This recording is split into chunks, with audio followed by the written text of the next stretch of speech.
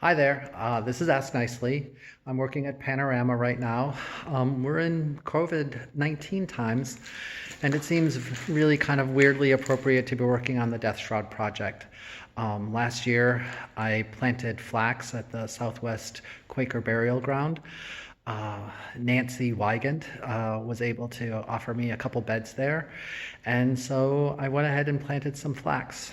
This had been a long time desire for me to plant flax and then figure out how to process it into um, fiber, and then fiber into thread, and then thread into a project where I weave my death shroud. Um, and it just seemed like, okay, we're going to do this. Giving myself 30 years to make it real pretty. Um, it actually probably goes back, this thinking about it, all the way back to my childhood, but came into focus as an assignment during one of my design classes in college at UW-Milwaukee. An old German guy from who had been to the Bauhaus gave us an assignment to design our own burial plot. And we went and visited a whole bunch of cemeteries, looked at all the iconography of all the different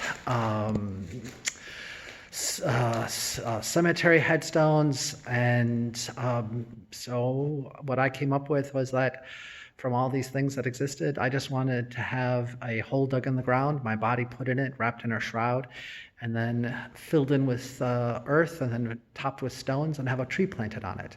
At least that's what I remember. And then since then, it's sat there in my brain, developing up over the years. About 6 or 7 years ago, maybe 8 years ago, Coral Short put a call out for a tarot deck, an online video, futuristic, post-apocalyptic, queer interpretation of the tarot deck, but on video. And I submitted a death card where I described much more in detail some of my ideas of what I wanted for my burial.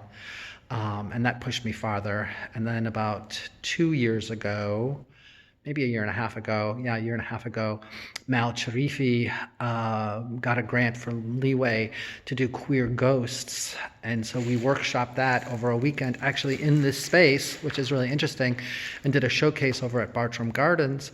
And one of the stories that came to be a part of our presentation at the end was a working of what I wanted to have happen to my body and what I wanted other people to do.